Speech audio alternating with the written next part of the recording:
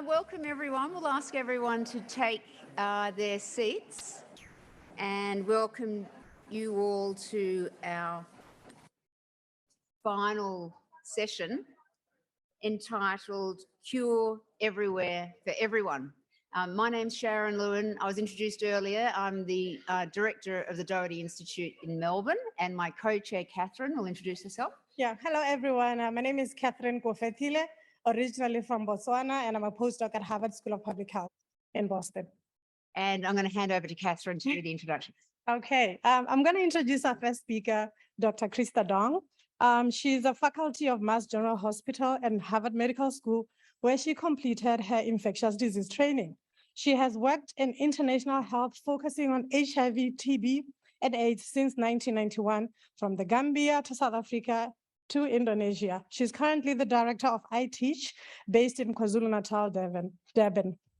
For a lot of years, she has helped a lot of people living with HIV in South Africa. As a founding physician, she's developed a program that incorporated local beliefs, cultural practices, and at-home visits into traditional HIV/AIDS treatments, making them more successful. Krista Dong, the floor is yours. Thank you.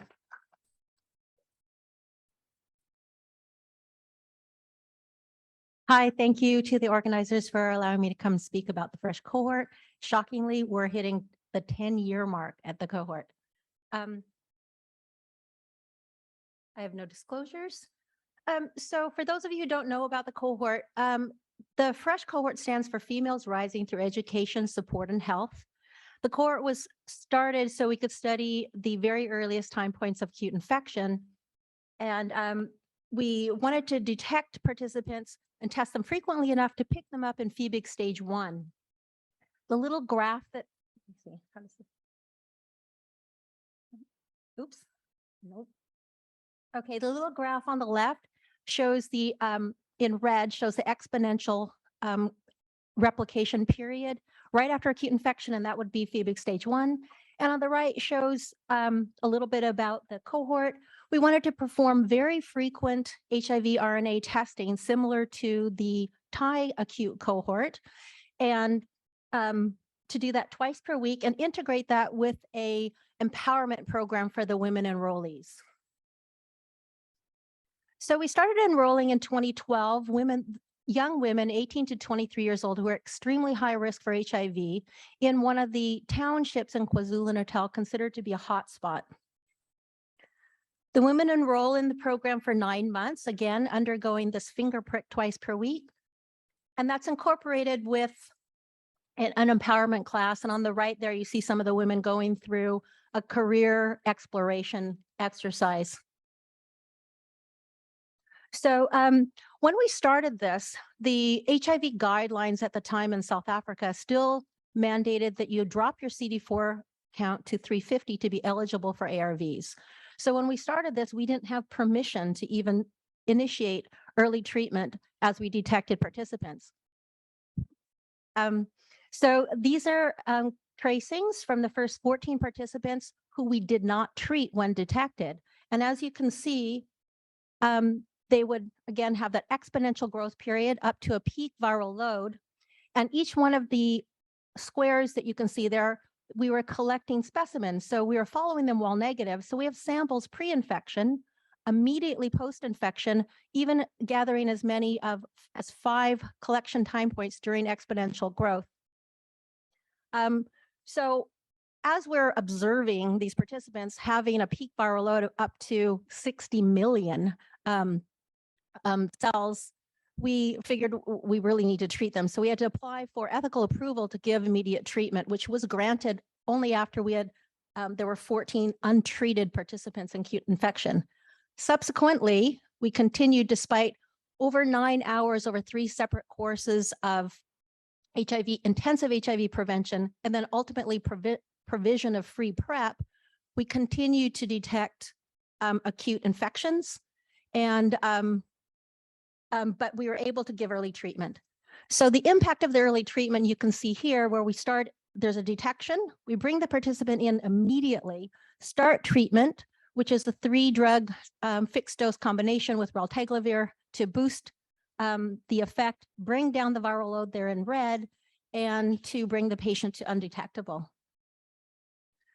Again, this is incorporated with a life skills program to give something back to the participants. A remuneration that's going to pay for your transport doesn't go far, it's gone within a day, but what can we give to the participants who are giving their time, their bodies, their samples to us to forward research? So we have this incorporated empowerment program. As of last week, we have detected 96 acute infections, hyperacute infections.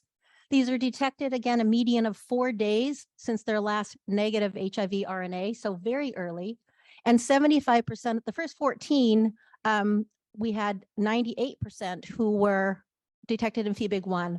Over the course of the next 86 participants, 82 participants, they were 75% were detected during FEBIG stage 1.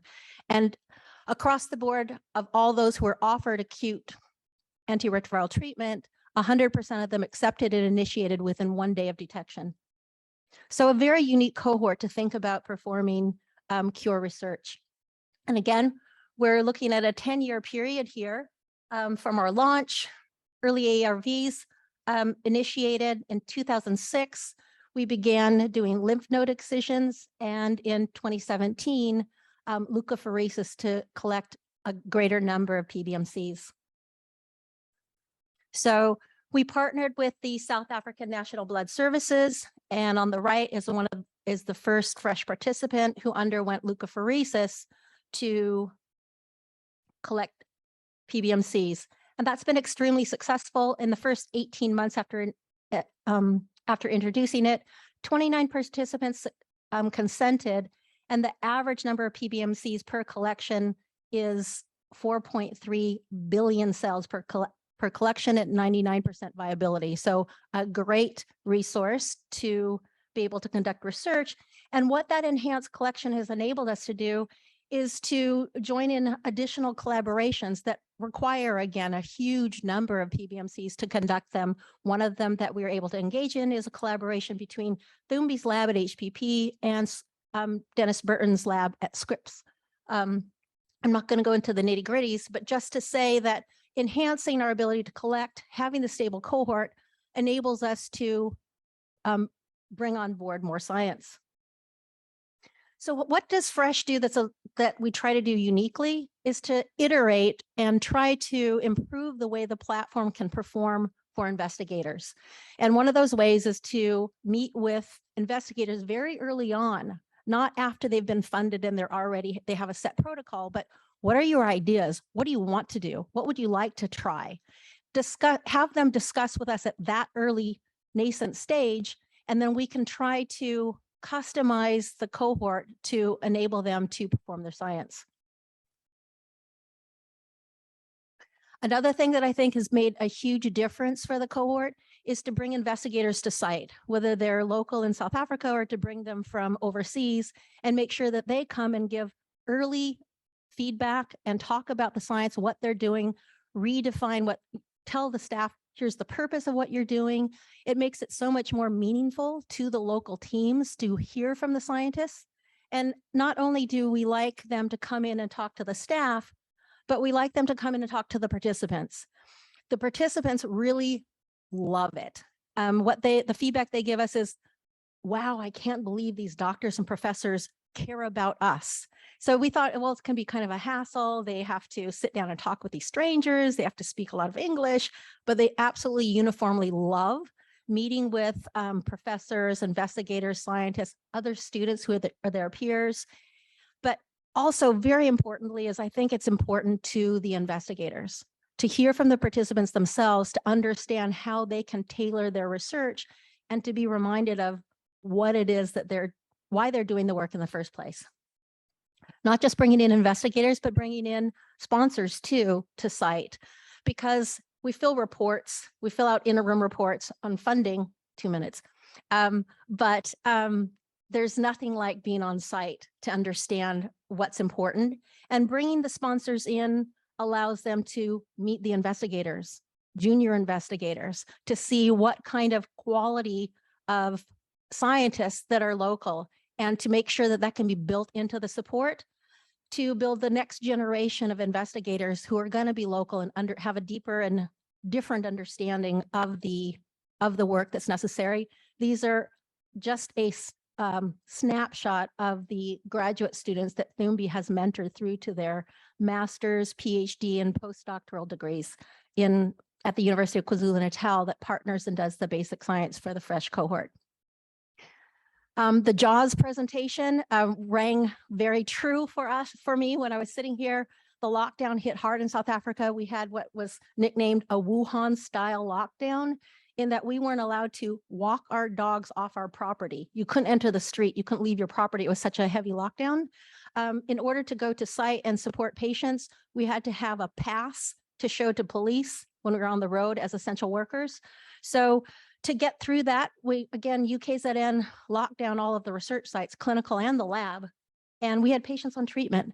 So the team had to go out in the field, go home, find the patients where they were on the farms, and make sure that they didn't have any missed doses and they didn't become viremic while on study.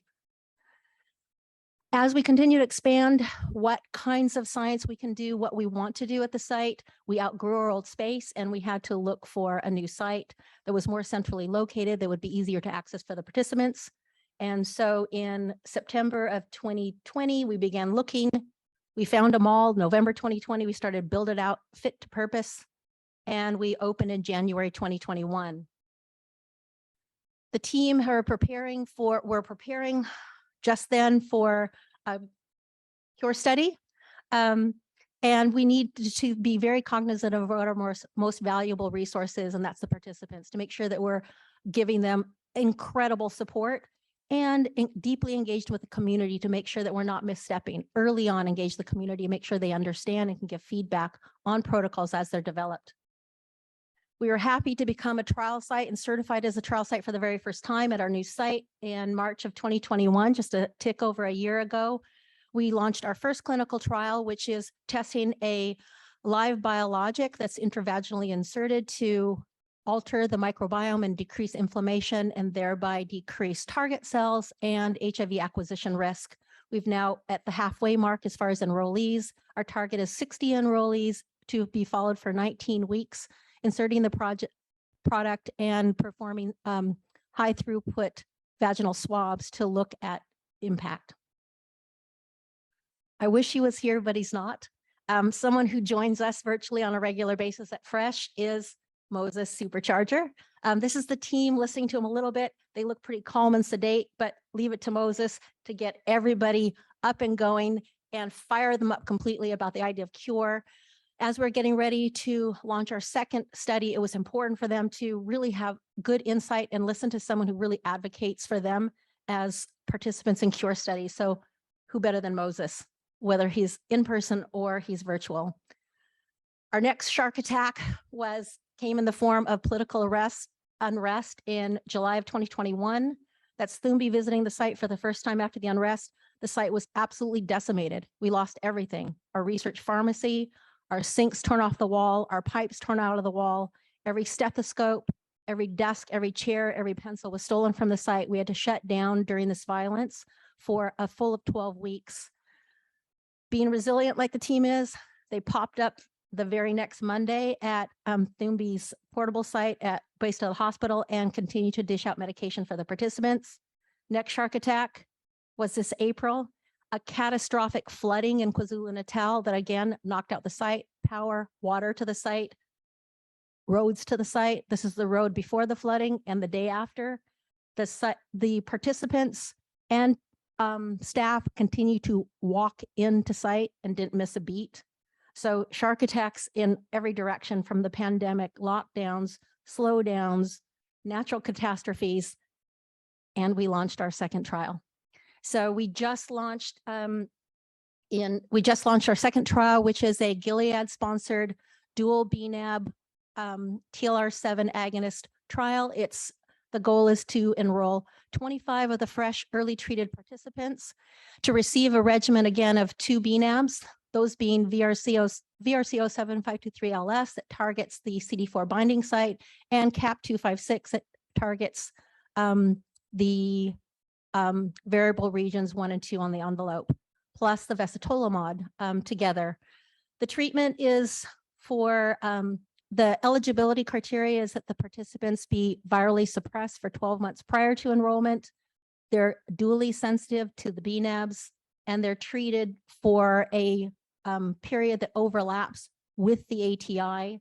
Again, the treatment period is they get 10 doses of the vesitolamod, 1 infusion back to back of the BNABs, and then they're followed on ATI on very frequent intervals.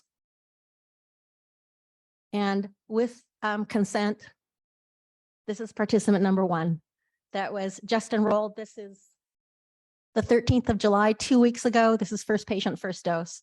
This was a big celebration at the team, very exciting for us, very exciting for, I hope, for Gilead and certainly for Thumbi and myself. So I'm just about done now. We're continuing to leverage the platform and thinking outside of just exclusively HIV, looking at the vaginal microbiome again as a risk factor for acquisition, but also an impact on maternal child health. So we're launching a new full cohort of pregnant young women to be run at the same site at the same time with the cohort. And lastly, this is my plea and my new raison d'etre there at Fresh is that we incorporate socio and behavioral research into all of our basic science and clinical research and trials. And that to give a voice to the participants so they can inform us early, just like we listen to the investigators early at the clinical site. We want to listen to the participants and hear what they have to say. This trial that's going to be run together with Corinne Dubé is going to be soliciting the responses of participants while they are enrolled in the Gilead trial and finding out with them pre-ATI, post-ATI, and all the way through to study end, what is their experience as women, as South Africans, as Clade C infected individuals, participating in a trial where they have to stop their antiretrovirals. So I think I have to stop now. This is my conclusion. It's just to say that conducting HIV cure research needs to be done in the region of the world that needs it the most. That basic science can be enhanced by addressing the critical challenges that our participants are facing on a daily basis. That we need to build in ways for the investigators to engage not just with this team, but also with the participants. And to build capacity locally, because who's going to understand better how to address the needs in low and middle income countries in places like South Africa. And lastly, that we are able to embed social and behavioral research.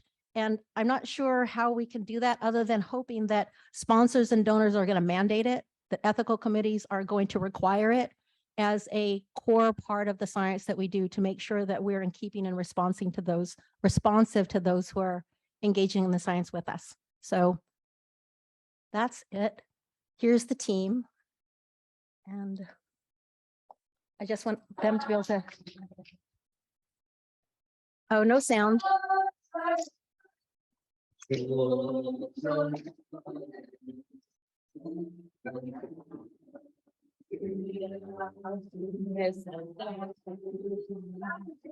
That's it. Thanks.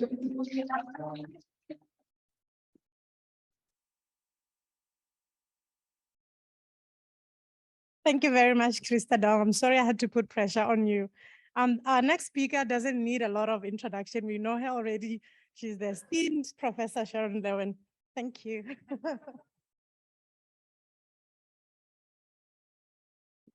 Thanks, Catherine. Krista did go a bit over time, but how in the hell could you stop that? What an incredible story. And Steve Deeks just texted me saying that is the definition of resilience.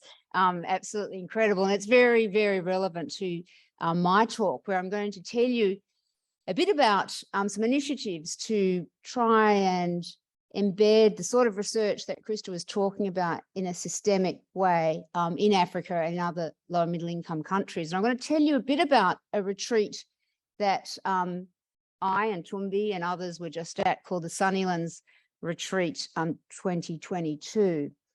Now, you might be thinking, what the hell is Sunnylands? It sounds like some kind of tacky theme park in, Northern Australia or somewhere, but it's actually this absolutely beautiful retreat in Palm Springs that was owned by the Annenberg family, a very wealthy family who set up the Annenberg Foundation Trust, and they host high-level think tanks at the Annenberg's previous summer residence in Palm Springs. And the Annenberg Trust is independent, nonpartisan, nonprofit, and it convenes leaders to promote world peace, facilitate international agreement, seek solutions to the most daunting challenges facing the world today. They usually don't do any health-related conferences, but through a personal friend of Jack Whitescarver, who was previously the head of Office of AIDS Research at the NIH and was one of the co-chairs of the Towards a Cure initiative, the Annenberg Trust became very interested in HIV Cure. So we've had the great privilege of now holding 3 retreats at this site.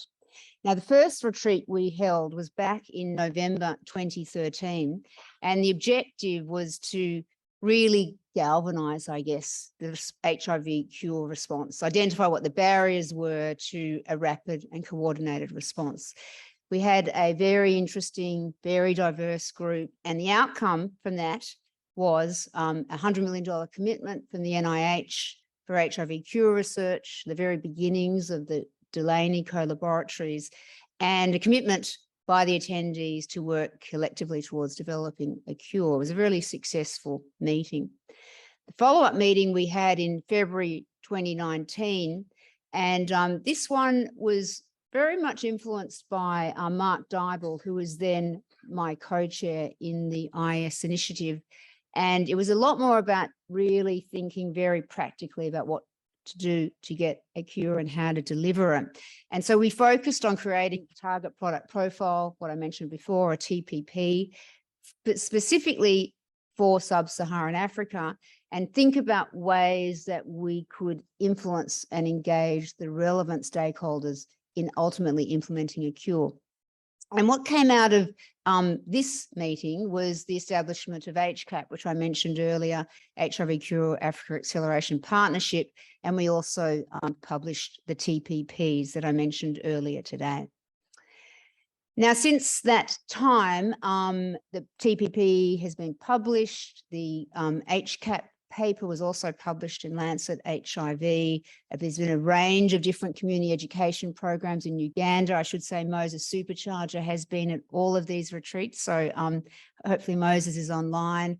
And then the idea came for another retreat, which we held earlier this year. And this was about specifically gene therapy. We haven't heard a lot about gene therapy for cure, but there's many reasons why gene therapy could really be a very promising intervention, particularly because of some of the changes in the science that is happening. And some of you might remember that a few years ago, the Gates Foundation and NIH joined forces to develop and accelerate gene therapy for both HIV and sickle cell disease, another disease that's very common in Africa and has a cure through gene therapy. So the technical advances in gene therapy are likely to lead to a cure for sickle cell disease pretty soon. Like HIV, sickle cell disease, it's a disorder of blood. And for people that don't know what sickle cell disease, it primarily affects Africans. It disproportionately affects people in sub-Saharan Africa. The regulations governing any gene therapy will be similar for a product for HIV cure or sickle cell disease. And therefore, there's real benefits for getting these two communities together and start thinking about how we one day might deliver a gene therapy cure for HIV.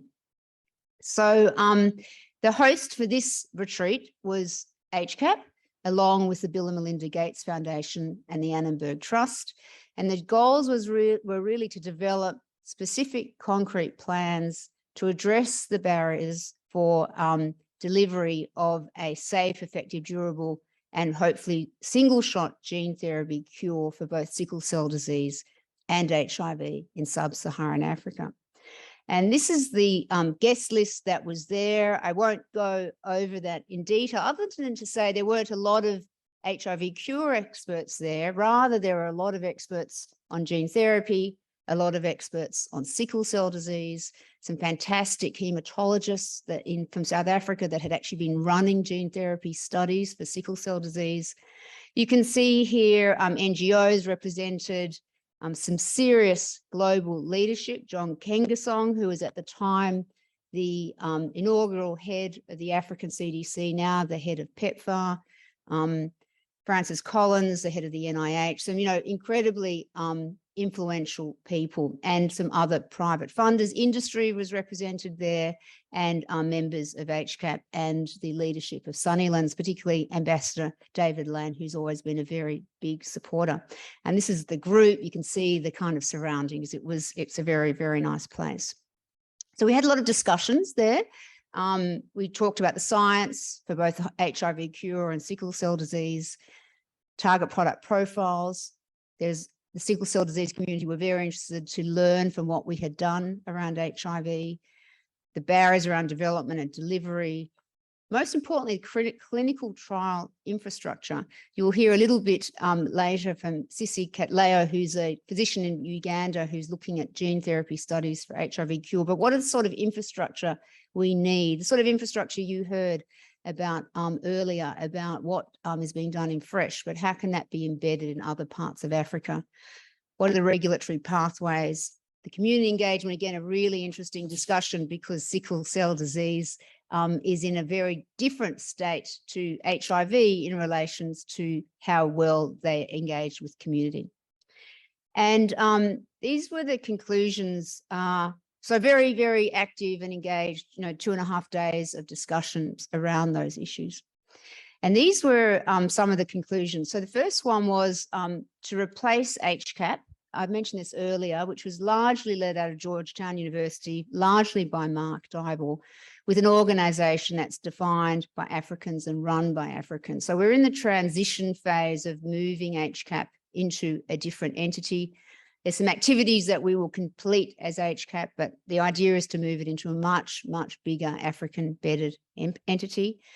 And while the organisation will be rooted in the initial concept of HCAP to advance a cure for HIV and already embracing sickle cell disease, it will be expanded to address current and future pandemics and disease threats. And it was really interesting hearing about aspects of the COVID response across Africa, that certain aspects that worked incredibly well, and why Africa as a continent may well be very placed to be leading pandemic preparedness, certainly for Africa.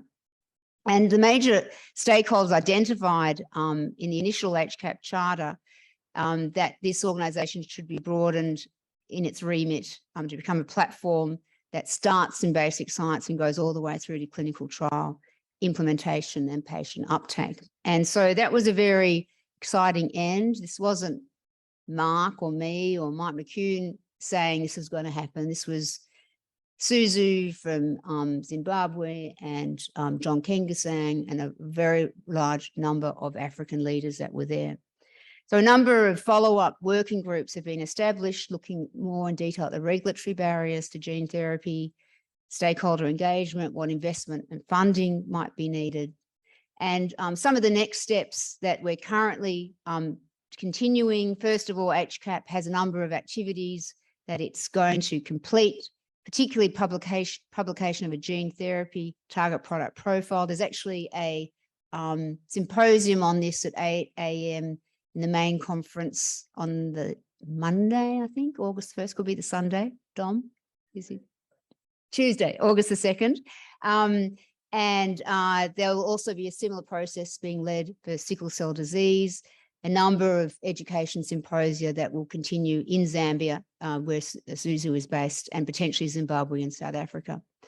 And then an ambition to really launch this into a much bigger initiative, clearly with African leadership from the African CDC, the African division of WHO, and a second and follow-up meeting in September 2022.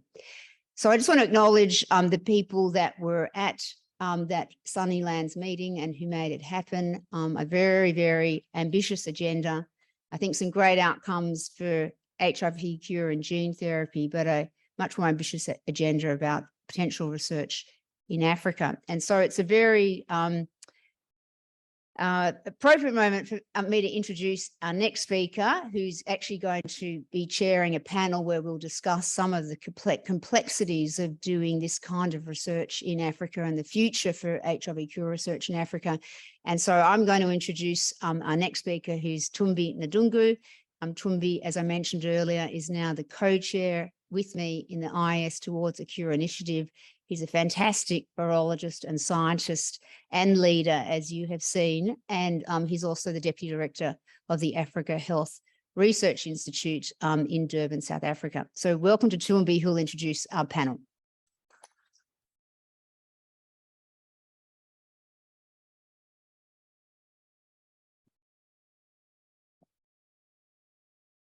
Thank you very much, Sharon.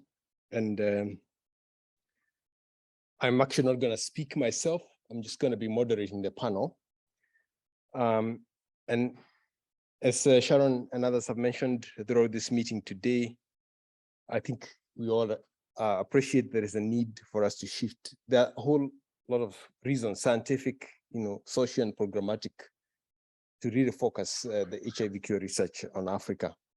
And so we have a great opportunity this evening, to listen to some African voices and to have them address from their perspective some of the issues related to HIV cure research. So we have 5 panelists that I'm going to introduce, and I'll start with the Sisi Kitio from the Joint Clinical Research Center in Uganda.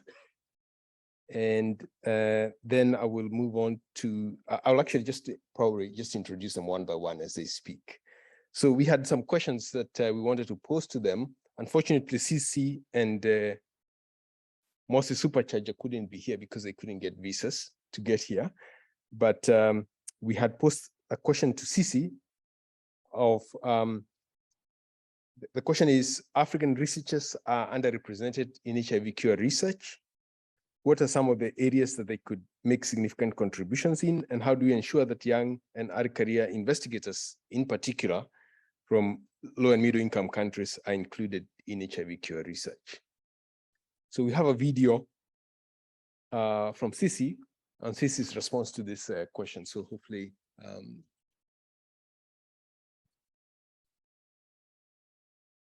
I will give a brief overview of the HIV cure research in Africa and how we can close the gaps. The news of cures across the world sparks hope for us. And the 4 HIV cures in the world using stem cell transplant has placed cell and gene therapy platform as one of the front runners in HIV cure research to replicate successes. Since 1994, 36 clinical trials using some kind of gene therapy to treat HIV infection have been registered, but none of this work has been conducted in Africa. And looking more generally about gene therapy trials, by November 2021, only 1 trial has happened in Africa, and this was addressing hemophilia. So the challenges that we had in ART scale-up can be lessons for gene therapy research and access today. And so advocacy in both high-income and low-middle-income countries was key in enabling ART access, and it's still pivotal today to enable gene therapy research in Africa. The evidence to support feasibility of implementing ART programs existed even when PEPFAR was being rolled out. And today we are trying to provide a proof of concept or a case study that gene therapy research can take place in Africa.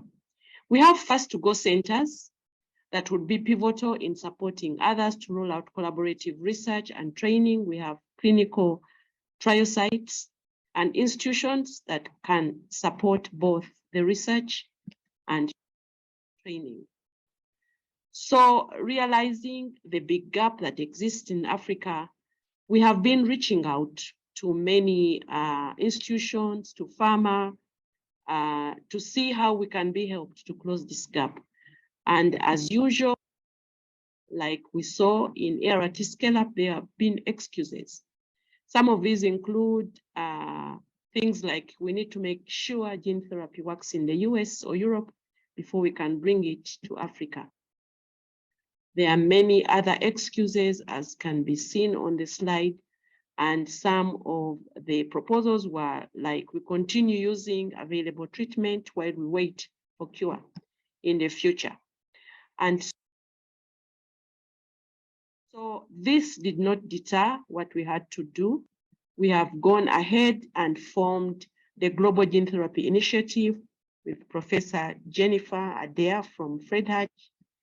And the goal of this GGTI, we call it GGTI, is to have first phase 1 trials initiated in Africa by 2024. So the Global Gene Therapy Initiative has now expanded to form a network of over 60 different experts, that expertise that is complementary to what we are doing. And all these have provided their expertise and time for free to ensure that we meet the goals of GGTI. So how are we doing it at GGTI? We have identified 4 pillars that are key to enabling the gene therapy research to take place. These include clinical readiness and implementation, training and capacity building as well, then regulation and policy, and then infrastructure for commercialization. We are looking at new technology development for sustainability, and then community outreach and education for adoption. There are areas or platforms that we can already leverage to promote HIV cure research in Africa. We have the IAS Cure Academy with a lot of alumni from Africa, and this can be mandated to follow up with gene therapy research from the training that they receive. We can introduce relevant cure training modules in existing higher institutions of learning because there are many. And we need to create, or are creating partnerships and collaborations for training, technology transfer, for sustainable research and product development. There is already established infrastructure and personnel for HIV research, and this can be leveraged for cure research by upgrading and additional training. Funding is key, and African governments should be lobbied to contribute to ending this HIV epidemic. And again, partnerships, as I already mentioned, are critical to the success of bringing gene therapy research and access. And NIH and Gates have formed or have joined forces to work on HIV and sickle cell disease in US and Africa. And as can be seen from the roadmap, the work extends from basic research through clinical research, and then access in low and middle income countries. So in summary, what I can say is our best chance for a successful gene therapy to treat or cure HIV in Africa is to have it made by Africans for Africans.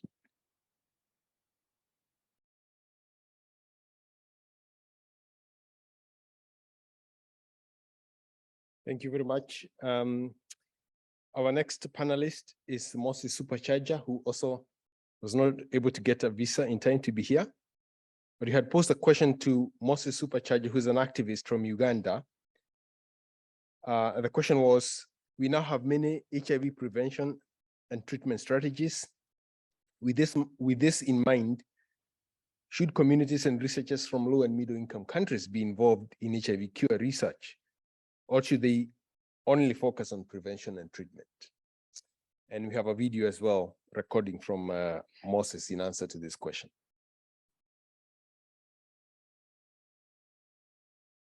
Hello, ladies and gentlemen. This is Moses Supercharger, a person who has lived with HIV since 1994. And I've taken medications for the last 3 decades. Dr. Tumbi asked me a very good question, that if we have prevention and treatment tools, why do we want an HIV cure? As a person who has lived with HIV for the last decades, I would ask Dr. Tumbi, If we have the prevention and the treatment tools, why do we still see new infections occurring? UNAIDS is reporting that actually, just last year, over 1 million new infections occurred. That simply amplifies that actually the prevention and the treatment tools that we have are working, but they are not enough. Therefore, we need an HIV cure. Yes, in Africa, people are suffering with these medications. Access is a challenge due to the infrastructure and bureaucratic tendencies of our leaders. I'll give you an example. In Uganda right now, for the last 3 months, people on the third line have failed to access these medications. People go to hospitals and they are told the medications are not there. And yet Global Fund, which is funding these medications, sent the money to Uganda. Therefore, the people who have stayed off treatment for the last 3 months, their biggest concern is that there is no cure of HIV. If there was a cure of HIV, they wouldn't have had this worry. Yes, we have treatment and prevention tools, Dr. Tumbi. But remember, these medications are bought by somebody else. For example, PEPFAR spends $400 million to buy medications for one country, Uganda. America has spent so much money to support us, but we are concerned that they also have domestic challenges. If they wake up one day and say, no more funding, we shall all be dead. Therefore, we look to an HIV cure. Yes, Dr. Tumbi, you know very well that I've taken medications for the last 3 decades, 30 years, taking medications every day. And some of these medications are toxic.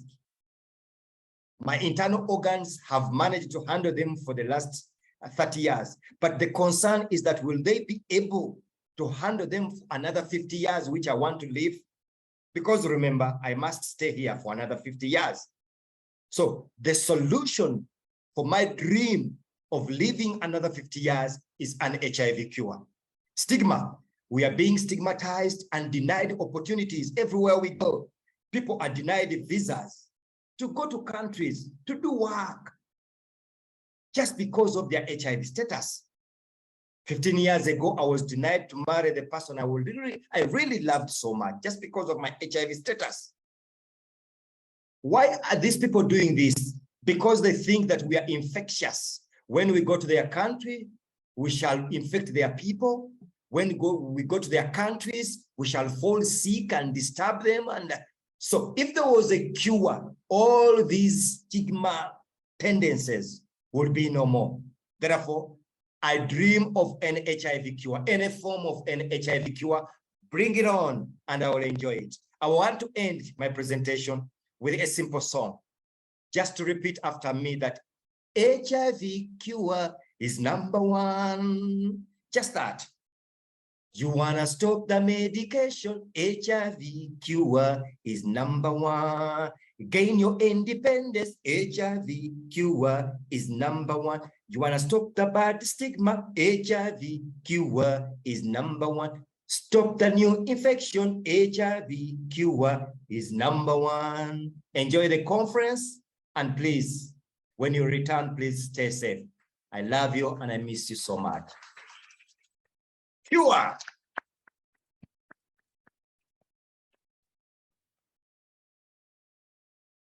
I cannot think of a more effective HIV advocate than Moses Supercharger. So I think we all miss him. And it's unfortunate that, again, he couldn't get a visa to be here, but I think it's we are very fortunate to hear his message this evening. Our third panelist, and I will ask now the panelists to come over here because they're here present with us, Sharon Lewin, and also Josephine Nabukenya, Krista Dong, and Davis and Gupta. And this next question is going to go to Sharon Lewin first. So Sharon, from the Peter Doherty Institute for Infection and Immunity in Australia, And Sharon, my question to you is, given the genetic diversity of HIV, how applicable do you think a cure would be to a wide population? And also, do you envisage that any of the existent cure strategies that have been successful in curing some small number of people of HIV are applicable on a large scale? Or will future approaches have to be personalized to different kinds of people in the future? Okay, thanks, Tumbi. That's a big question. I think there's a few components of it. Will HIV subtype make a difference to the success of some of the strategies we're testing? And will ultimately cures need to be personalised? I think the short answer is yes, that probably will have an effect. The more complicated answer is it will have an effect in different ways for different interventions. So if I could just choose one example, and it's a subtype I know more about than others, and I mentioned it earlier, but subtype AE, which is predominant subtype in Thailand and parts of Southeast Asia. Subtype AE predominantly uses CXCR4 as its entry co-receptor, not CCR5. So that obviously has very significant implications for CCR5 gene therapy, where the idea with CCR5 gene therapy is you're wiping out the receptor for the virus that someone is infected with, usually an R5 using virus. So they'll be applicable to very few people in a country like Thailand. I mentioned earlier that the promoter, the switch that turns HIV on and off, is different for AE to subtype B, and that will have an impact for how latency reversing agents work. So I think the real answer here is we need more studies that really understand these dominant subtypes, let alone subtype C. And I'm sure Tumbi, who's an expert on subtype C, will think about and probably knows of other potential areas that subtype C would have an impact on cure interventions. The second question about personalised cure, not sure. That seems to be the path of the future in many parts of medicine. So as we have complex interventions in oncology, the care is increasingly personalised as we get better in genomics. Maybe that will be the future. We'll be able to predict who will respond to a TLR7 agonist, who will respond to anti-PD-1, who will respond to a vaccine. So I think in the very long future, I can imagine a future of personalised medicine, but I think that will come in many, many more years. Thank you very much, Sharon, for that answer. We'll come back to it when we come to the general discussion. But I'd like now to move on to Josephine Kenya. Josephine is from Makerere University, as well as Johns Hopkins University Research Collaboration in Uganda. And Josephine, since you look like a young person, I think you are. My question is, what is the perspective of young people about HIV cure, and how best do we involve them in HIV cure research, cure response, particularly in low and middle income countries again? Thank you so much. So, well, adolescents and young people, first of all, we are in an era where many of the young people that were born during the period when PMTCT was being tried out are now like grown up and they're no longer children. So we have many of the young people, in this era that, are HIV positive, not because they got it from, wherever, but just because they were born with the virus. So many of those, when they hear about HIV cure, it has a lot of myths and misconceptions that is associated with it. And that comes up because this information is so limited to the scientists, not every scientist, by the way, like to some of the health workers that are really involved into cure research. So you find that even if you're into a health facility, the program doctors are not well conversant with HIV cure information. So even if an adolescent or young person reached out to them to ask about cure, all they will say is there's no cure. Like you take your medication until you die, like, or, until death and all those kinds of things. So there is very limited information when it comes to HIV cure among adolescents and young people. But the fact is that the quest for that information is so high. And it is not yet met because young people trust their fellow young people, and these peers are not yet empowered with this information. When you look at the healthy talks that we give at our facilities, at our hospitals, you find adherence is very important, disclosure, stigma, discrimination, all those sessions are very popular and very common in our curriculums at the health facilities. But you will not hear someone talk about HIV cure during a healthy talk or a healthy education at the hospital, yet it is very, very important. So when you don't give it out at the hospital, trust me, this young person will get that information in the community somewhere, and it will be so full of many myths and very many, misconceptions attached to it. So personally, as Josephine, I've worked with a team of 10 young people. Sharifa is here. Sharifa, say hi if you're still around. Oh gosh, she moved out. Okay, so I've worked with Sharifa and other young people in the country, and we came up with series of JoJo. So a series of JoJo, just online information about HIV cure, and they're animated and they've been very simplified to really deliver the right information around HIV cure.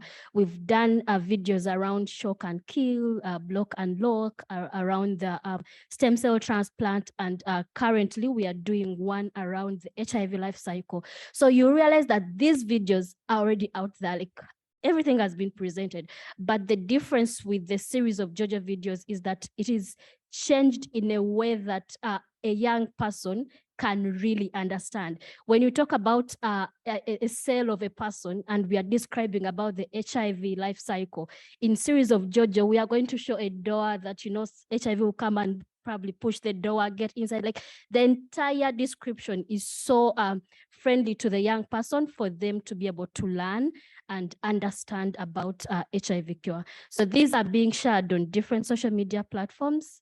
You can go on YouTube and just put in series of JoJo, or you go on YouTube and put in Josephine Up Kenya, and then you just put in series of JoJo, you'll be able to see that. But I'm also aware that they will be shared probably in the presentations later. Thank you very much, Jocelyn. Again, I think we'll come back to you when we open up the discussion. I will now move on to Dr. Krista Dong. Krista, you have already met her. She talked about the FRESH study. But Krista, I was very, following very closely the talk that Dr. Elizabeth Barr gave this morning about underrepresentation of women in HIV cure research. Obviously, I think she was speaking mostly from a North American perspective, I think, because most of her work has been done here. But so I would like to hear what your experience has been. I think you've described it to us a little bit when you talked about the FRESH cohort, but particularly with young women in Africa, what is your experience with young women in HIV cure research? What research gaps exist in this particular group within low and middle income countries, and how do you accelerate HIV cure research in that particular group, particularly in sub-Saharan Africa? And what are some of the challenges that we are going to face as researchers and as communities in general when we engage in HIV cure research among young women in Africa? Yeah, sometimes I forget that women in HIV isn't everybody's universe 24/7, because it's what we've been immersed in for such a long time, the two of us together working there. And a mentor of mine said once, if you want to intervene with poor people, ask 100 poor people what they want. Similarly, if you want to know what women want, ask them. So I've been in South Africa now for 22 years, and I can stay another 22 and I'm not going to be a Zulu woman. I'm not going to be a Zulu 18-year-old. And even my colleagues working there, as males, as adults, as adolescents, they don't know what an 18 to 23-year-old woman wants. Ask them. It's absolutely critical as we decide or we think about or we design interventions that we ask the target of those interventions what they want and allow them to be sitting at the table and give voice to how we design protocols, how we roll out our research, and what good looks like to them. Because we may have a fantastic idea in Atlanta, what someone needs in Mpumalanga, but we could be really wrong.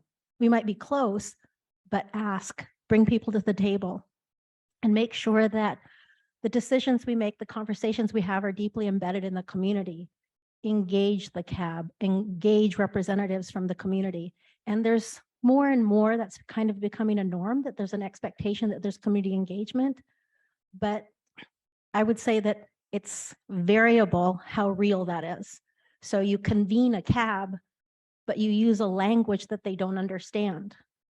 You don't spend a long enough time to let them discuss it and get through the points and make sure that there's a deep understanding. So there was an article that I received and I sent it out on our WhatsApp group to the HPP CAB that Thumbi runs. And it said that too often CAB members are compensated in ways that they don't want or need. So even if it's monetary, that's not what they need in order to be effective CAB members. And so the current CAB chair wrote me back and said, we need to think about other kinds of compensation, like what is the CAB supposed to do? They're supposed to take our research, our ideas, take them back to the community, bring their ideas back to us, but communicate the science to them. So he said, they've never had training in public speaking. Why don't you, maybe if a CAB member comes to 6 different CAB meetings, that they qualify for a workshop in public speaking? So he was just running away with these ideas that we could deliver and compensate CAB members for. How does CAB come back to young women? Any of our decisions, whoever the target group is that we're thinking of working with or we want to support, they come from families, they're daughters, they're members of a community, and have the community support that. How do we bring about more research and engage women in cure research? One stat I heard is that they're 53% of the global burden of HIV and 12% of those enrolled in cure research. So there's gross inequity in their representation. So how do we start to rectify that? How do we make sure that our plans for or our cohorts are supported by the likes of Gilead to participate in these trials? So I think if you want sponsorship to run trials, and they're expensive, not just in terms of money, but time, expertise, that if you want manna to fall from heaven on top of you, move your chair under the falling manna. You've got to be ready to position yourself, be ready, build your platform, and make sure that you've got something in place that is feasible for a sponsor to consider. Yeah, I think they can roll out an extremely complicated protocol over 60 weeks with 2 different drugs, with PK samples at pre-dose, post-dose, 1 hour, 2 hour, 4 hour, 8 hour, 24-hour observation in a monitored hospital setting with a team who's never done a clinical trial before. So you've got to make sure that you have your ducks in a row, that your platform is ready, that you're engaged with the community, that you understand who you're serving, and that you don't bring your good ideas forward, but you bring their ideas to the table and say, here I am, here's what I've got. And a lot of that legwork is going to have to be done without funding and pre-funding to show, here's what we can do. But you've never done that before. But I know my community. I know the participants. I know who you want to roll this out. Here's what they need. Here's how we can design a study that they can participate in. So I would say engage the community, prepare yourself, have something that's stable, that you can roll out something so you can kind of advance the agenda and build capacity, and make sure that you've got local investigators that you're working with. Network, network, network. Whoever's doing great work, how did you do this? Where did you get funding? Where did you start? So look at people who are doing it right, or what looks like right, engage the community in what you're doing, and just keep pushing the agenda for what you believe in. And that's all I can say. You've got to just work your tail off, and you're going to be limited by your creativity and need for sleep. Thank you. Thanks so much, Krista. And our last panelist is Dr. Devi Sengupta from Gilead Sciences in the US. And a question for Devi is, how do we get more pharmaceutical and biotech companies to partner with communities in low and middle income countries to advance HIV cure research? And besides research, what other contributions could industry make towards advancing HIV cure research, besides being involved directly in testing products? Great, thank you so much, Tumbi. And it's really just a pleasure to be here, and it feels momentous to be having this conversation after just having launched the interventional trial with you and Krista. I was sort of getting chills as Krista was describing the extremely arduous journey that it took to get here today and start dosing in this trial. So I think the first thing is for industry and for companies to really believe that this kind of research and these trials can be done in these settings. And somebody has to do it first and pave the way and take the chance. And in many cases, the stage has been set by extremely talented, capable local scientists, investigators, community members, and it's just a matter of partnering with them. And the need is there, the desire is there. People living with HIV, they're engaged and willing to be participants in these types of complex trials, and kind of having faith in that process. But it's, I think, finding the right partners and also being willing to collaborate broadly. So in the case of the interventional trial, we're working closely with you and also the NIH VRC, who is providing the antibodies. And so, of course, the more partners you have, the more time it may take, and the process is going to be complicated. And then, of course, we're doing it on the background of all the different challenges that Krista beautifully outlined. And we've been there kind of cheering her and the team on kind of every step of the way, and trying to be as agile as possible in the context of a highly regulated and somewhat bureaucratic space. So I think number one, just having the will, taking the chance, engaging with the experts on the ground and the community on the ground.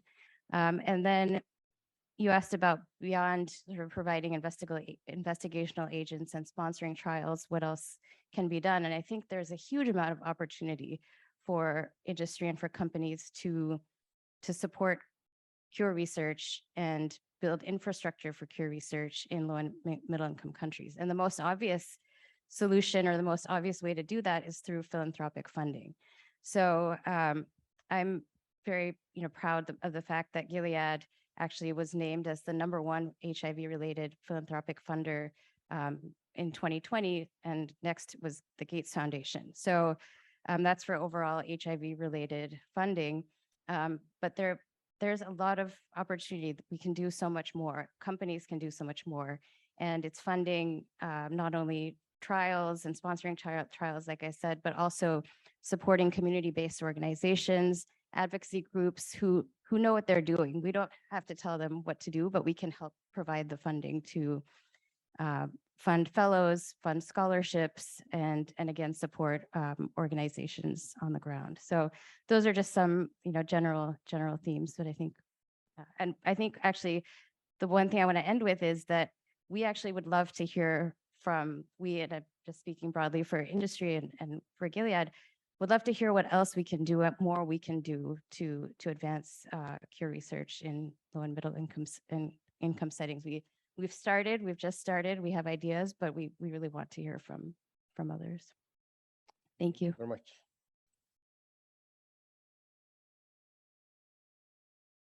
Okay, I think we're going to open it up for some questions from the floor. So I'm just going to ask anybody who has a question to any of the panelists to step forward to the microphones and ask the question. And maybe as people prepare to come forward and ask, I can ask Sharon, maybe both Sharon and Devi.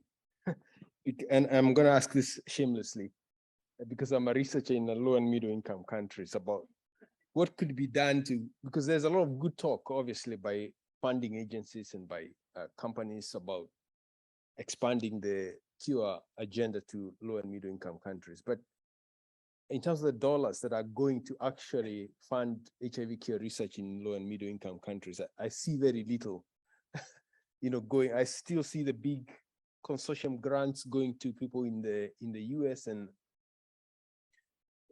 other, high income countries. And of course, I understand that's where the money is coming from. And some of this is government money, but I still feel like there's a huge gap and there's a lot that we could gain as a HIV cure community in general from funding research in low and middle income countries. So I just want to hear what your perspective is on how practical steps or what can be done to really encourage a movement in that direction. Yeah, I mean, you raise a really good point. If you look at the funding landscape for Cure, and I don't know if Mitchell Warren is still here, but AVAC every year, together with the IS, publish how much has been funded in the Cure space and who's doing the funding. And each year, and Mitchell told me 2021 looks much the same, 95% of it comes from the US. So many of us who live in high income countries should be advocating for a lot more funding from other sources than just the US. So it's an extraordinary number, and about 90% NIH and Gates Foundation primarily. So other high income countries, I think, need to step up. Australia, of course, Europe and others.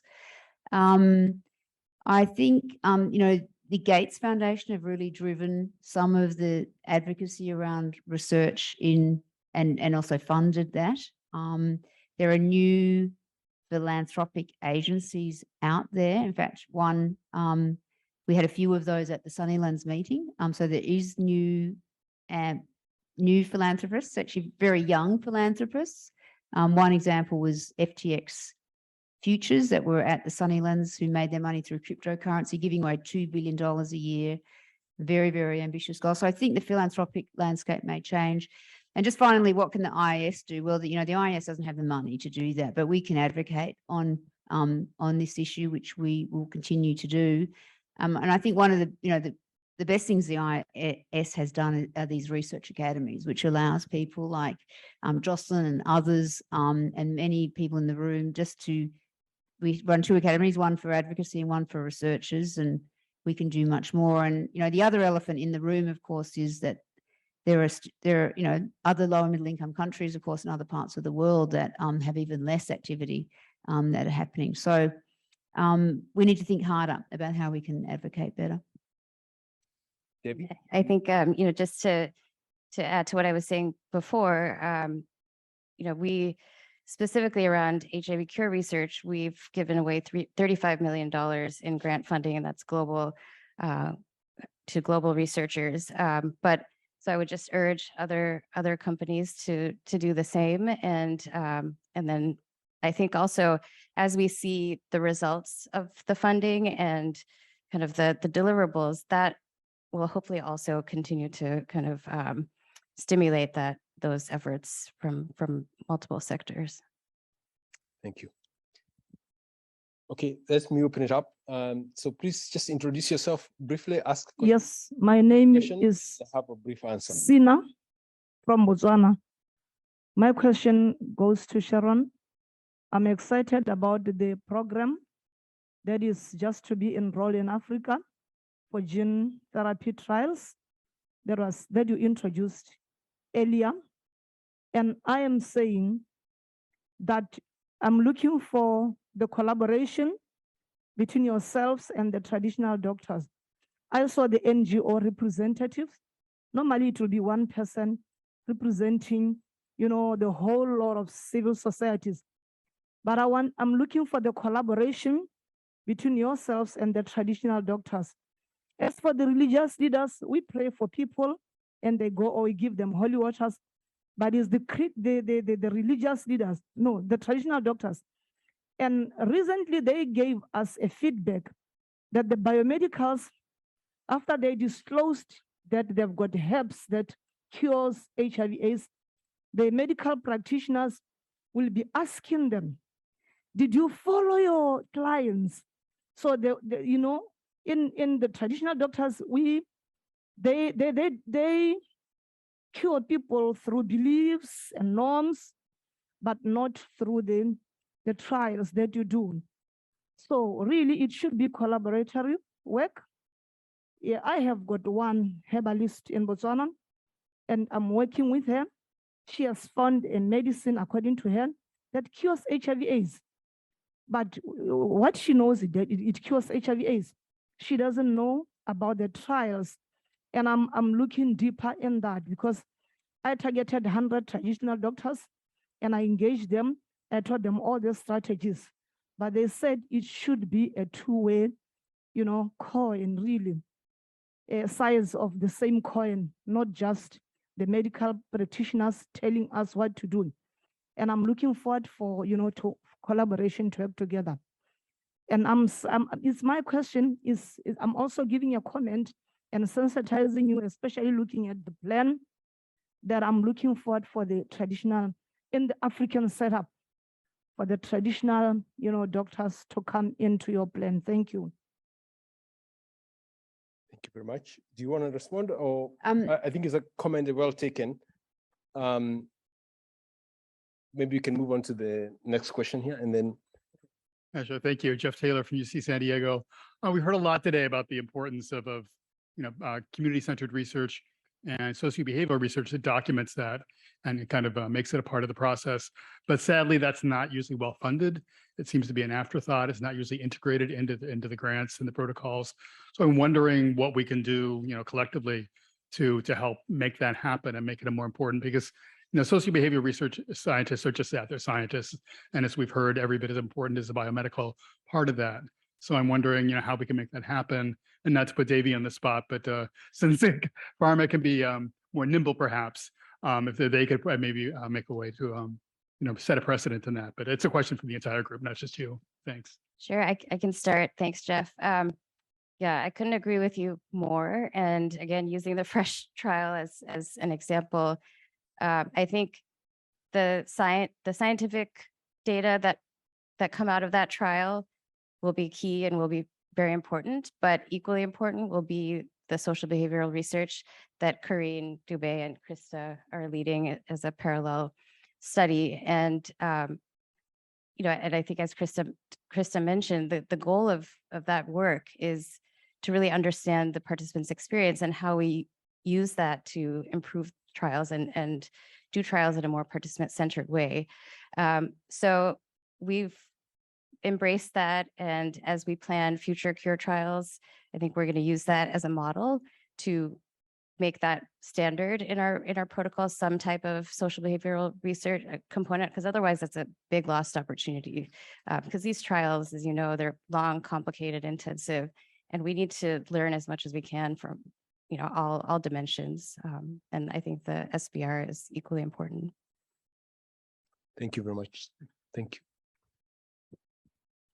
Okay, thank you. My name is Yusuf Hassan Wada. I'm a Nigerian and also a fellow of the HIV Cure Academy and also representative of the PAVE at the NIH MDC Collaboratory. So I'm just making more of a comment because one of the key things I could take from here is meaningful engagement, especially from the underrepresented people. She brought about the community advisory board, which is actually a link between the researchers and also the community. So one of the key things I feel like is that here in the community, we have community coordinators, we have researchers, is that to involve more people, especially in the community advisory board, in simplifying this language. Maybe we have a lot of language, maybe remission, cure, and a lot of things which make it more hard for engagement between the communities. And also, if you look around, a lot of things that have been brought, especially the community advisory board, I think low middle income countries are underrepresented. You could see, I can see clearly that I think it's only PAVE, pediatric adolescent virus elimination, have a good representation at the National Institute for Health, maybe to talk about funding and other things. So I think here as researchers, advocate and other community coordinators is to see we involve people more people from the low middle income countries to see how we could bring our people and how we could bring our problem to those key places.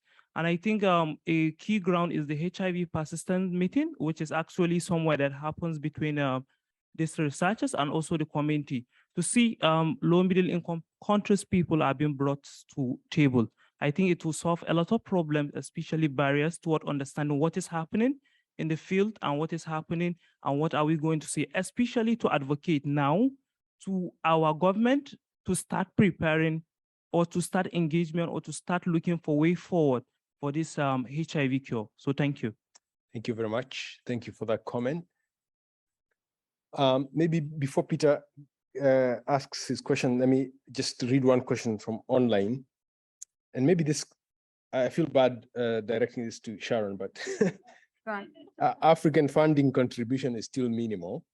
How can the African Union or potential African donors be engaged in generation and contribution of funds for HIV cure research? Maybe it's a bit unfair since you're not African, but maybe since you're a global leader, you might have an answer to this one. Well, I think it's an excellent point. And in some ways, the ambition from the Sunnylands retreats tries to address that.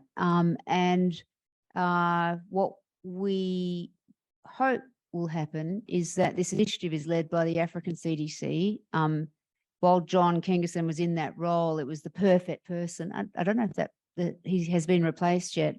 And then, of course, WHO, who both have very significant impact and reach across Africa.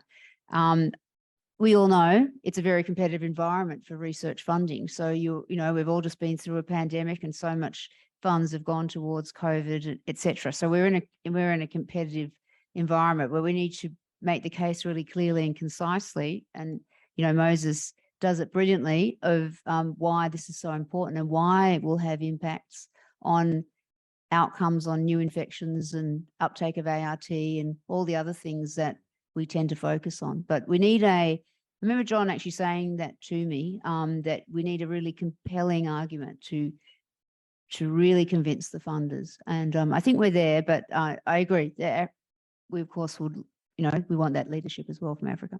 Thank you. Peter. Thanks. I'm Peter Godfrey Fawcett. I'm working as a consultant for UNAIDS now here. And I think actually it follows on slightly from that last question. Is this coming out? Yes. Fantastic day today. Thank you all very much, the organizers and so on, for putting it together. TPP for a product for cure is established. What about the business case? Because I haven't heard so much about the sort of, in a sense, it's exactly, I hope that Moses will still be singing 50 years from now as well. And if we think about going 50 years into the future, there'll still be 40 million people living with HIV because the people getting infected yesterday will still be here 50 years from now. So this is a long-term project, and therefore the benefits of cure are enormous financially stretched into the future, and maybe pharmacologically as well. Who knows whether treatments will work 50 years from now? So my question is to the panel really to think about how we're promoting that business case, which I haven't heard so much about in today's session. And the cynic in me, I'm afraid, comes very slightly to the question as to where shareholders see that. Because clearly for Gilead to invest in cure is cutting yourself off at the knees from the enormous profits you make on treatment, besides which 30 million to cure is quite small. So I'd just like you to think about it from the conflict that big pharma funding treatment gets as well. I can. No, I think that's a great question. It's a point that comes up quite a lot. Is Gilead or our companies, are they really committed in investing in HIV cure? Because if that actually happens, then you kind of lose your whole customer base. But we don't think of it that way. Cure is a true cure, eradicating cure is a long ways off, and it's a clear unmet need. So there is really no kind of consideration of cutting into the treatment market at this point. I mean, there's just a huge unmet need, and we're fully committed to trying to reach that aspirational goal. So, yeah. Thanks. I'm Craig McClure. I'm with the Clinton Health Access Initiative. And I was with the IS at the very beginning of this IS towards a cure initiative. And I just want to congratulate the IS and everyone involved on how far things have evolved in terms of engagement of communities, really thinking through the social, behavioral, ethical side of cure-related research as well as the science. And it's been a phenomenal day.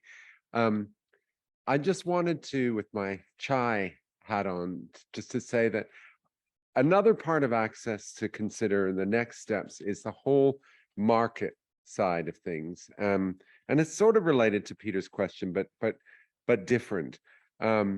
So when someone's developing a new assay as part of a basic science trial or an cure-related intervention, to be able to be thinking right up front, is this something scalable?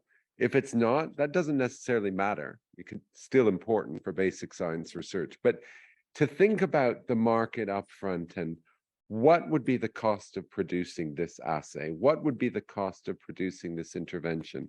And not to contradict you, but I'm sure Gilead has also thought through some of the market implications of investing in cure research, because there is a phenomenal market, and it needs to be a market that addresses low and middle income countries as well as high income countries. So just to finish by saying, today people may have noticed that finally, well, some would say finally, some would say only in 7 months, ViiV and the Medicines Patent Pool announced a deal to produce generic, to sub-license to a number of generic companies to manufacture long-acting cabotegravir PrEP, an every 2-month injection to prevent HIV, which has been on the market in the US for 7 months now and available, and will still take years after the license for it to be accessible. So, not making those mistakes in terms of thinking way up front, even if it doesn't pan out, just thinking about what's going to be the cost of this intervention to produce at scale, what's going to be the cost to produce in a small clinical trial setting, I think would be enormously helpful for the research community to be thinking through. And so question might be, well, I don't want to put you on the spot, but the question would be, are you thinking already as you engage in this early intervention trial, the potential implications of that intervention at scale in the future and what it might look like in terms of a market and in terms of access for everyone? Yeah, no, thanks for that question. And I think these early kind of first generation approaches that we're testing are complicated, multi-component. They include biologics, they include vaccines in some cases, small molecules. And so, we've started thinking about cost of goods, but I think first and foremost, we just need proof of concept. We have to break through that scientific barrier. And once we get there all together as a field, I think there is, at least, speaking from Gilead's point of view, there's no question that we would make that accessible. And I'm glad you brought up the Medicines Patent Pool. That's something that we've been leveraging and licensing our treatment compounds to for a long time. And I think that's a great model, and we will do our best to translate that once we come up with a cure. So, but first we got to get that science right and do it all together with the whole field. But thank you. Okay, so the last question will go to Dom because we are out of time now. And there were some additional questions online, but we won't have time to address them. But hopefully we can follow up with the online answers. But Dom, thanks, Tumi. And actually, it's not so much a question, but actually a response to Craig and to Peter, and just delving into Sunnylands a little bit more, because so Craig, your colleague David Rippin was at the Sunnylands meeting. And we also had someone who was doing cost effectiveness modeling. And the idea there is that we were thinking end to end. What is this going to take? But that doesn't mean that every piece of that kind of journey is at an equal stage. Obviously, we're far further ahead in terms of the science right now. One of the big the bottlenecks or the perceived bottlenecks is around trials, and actually trials in Africa, and how do we do that? What is the regulatory requirement? But when you talk about the regulatory requirement, you're talking about what is the capacity of the regulators to actually to assess, you know, gene therapies. And then we had the conversations around access and community education. So very much on our horizon right now, also recognizing though that some things maybe it's too early to do things, but we need to keep it in mind. It needs to be part of the discussion, not forgotten, so that we don't end up with a product that we can't get regulatory clearance, there's no demand for, or anything like that. So absolutely right. It is part of the conversation. And I think the key difference around at least the Cure discussions that HCAP has been pushing is that this is not an effort about one company. It's actually a collaborative effort. When a Cure gets to market, it will be because a number of partners have been working together to make that happen. And so the models that we've been using hopefully will either look very, very different, or will be refined, if you will, to reflect what's needed to deliver a cure in Africa in a reasonable timescale. Thank you very much, Dawn, for that comment. And I would like to just thank my panelists and everybody for participating and for staying up so late at this meeting. Thank you so much.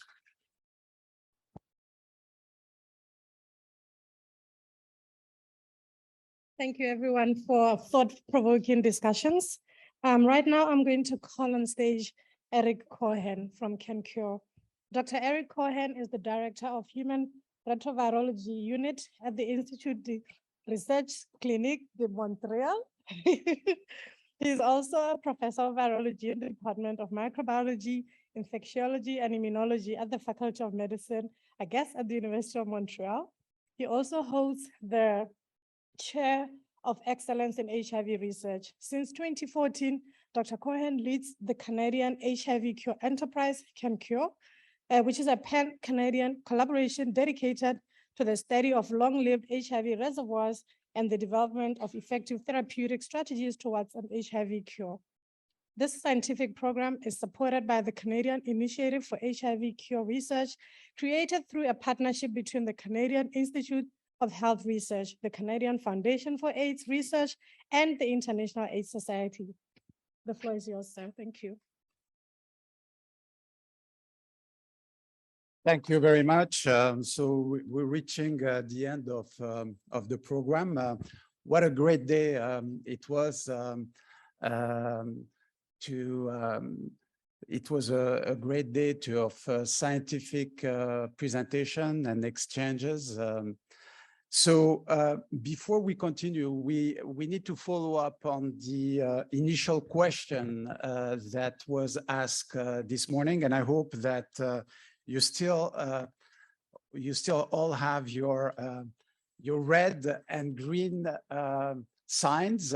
And for participants that are on the Zoom or virtual, you can use your yes or no button.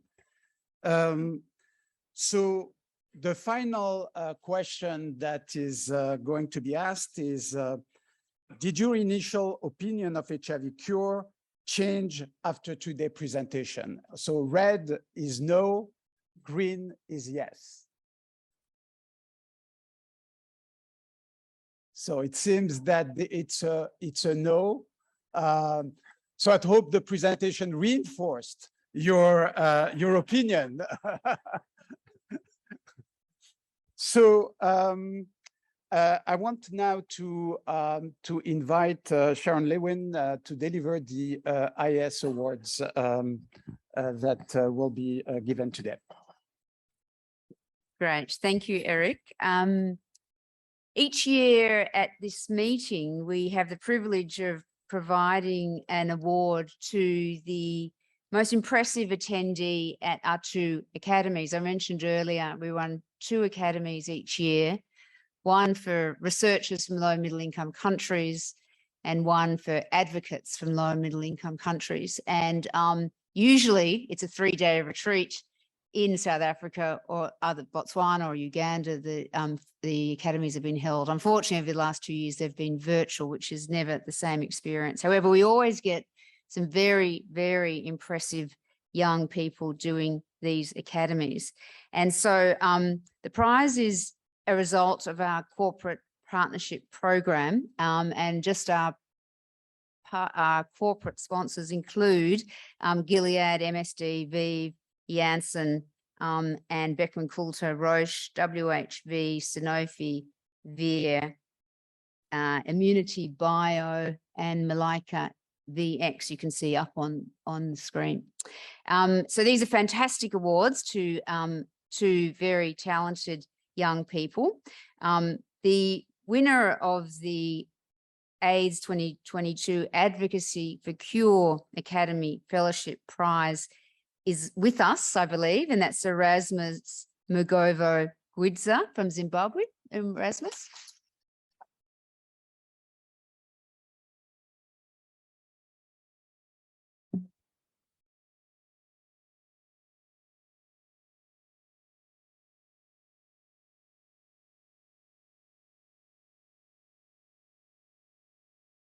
And Erasmus works as a voluntary medical male circumcision officer in Population Solutions for Health.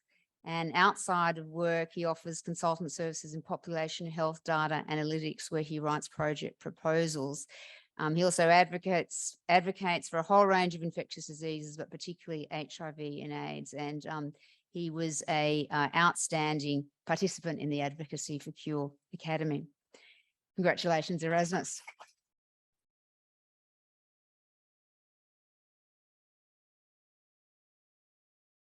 And our second prize goes to Elizabeth Okwaro. Elizabeth is joining us online. Elizabeth won the award for the AIDS 2022 Research for Cure Academy Fellowship Prize. Elizabeth is Kenyan. She's a registered clinical officer with experience in clinical management and research on HIV and AIDS. She's currently pursuing her Bachelor in Public Health. She's worked extensively in both prevention and treatment, but now very interested in working in areas dedicated to finding a cure. So congratulations to Elizabeth.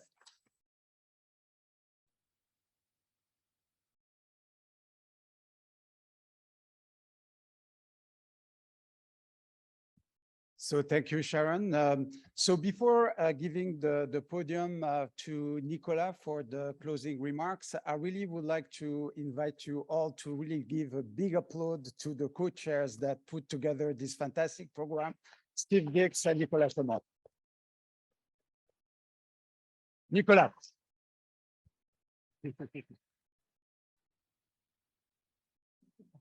Thanks very much, Eric. What a day. I guess you're all exhausted. We laughed, we cried, we saw 4 women in a panel. Yeah, I think we can all be proud of this. I'd like to thank all the people who have been involved in the organization of this day.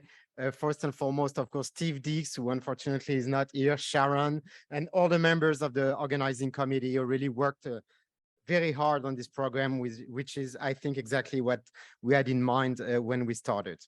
I also like to apologize to all these people who actually could not come. As a Canadian, for me, it's really a shame that these visas were not delivered. I'd like to thank the speakers, the moderators, the panelists, all the people who are here in this room. I'd like to thank the partners, CanCure, the Réseau SIDAMI, the Fonds de Recherche en Santé du Québec, the EAS, AIDS 2022. We, of course, needed all of them to make this possible. We also thank ViiV Healthcare, the ANRS Maladies Infectieuses Émergentes, Gilead Sciences, Merck Sharp and Dome, and for their contribution. And I'd like to thank all the people who actually worked a lot from a logistic perspective on this day, starting, of course, with Camila Fontura from the IS, Mario Legault, Norma Choucha, Angela Durand, Angie Massicotte, Stéphanie Snar, and Charles Brunel here. You can applaud them. Yeah.